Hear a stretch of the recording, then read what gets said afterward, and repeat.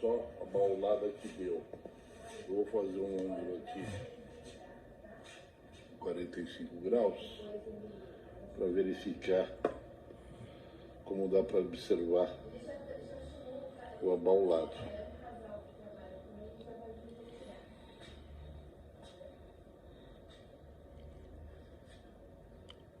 É um apartamento no Campo Belo, depois de uma chuva tremenda em São Paulo, o sistema entortou por causa do vento.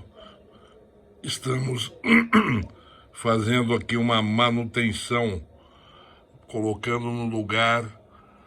Olha, o vento empurrou até o guarda-corpo.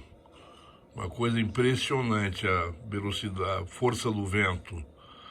Então estamos refazendo toda a sustentação aqui do guarda-corpo e da sacada.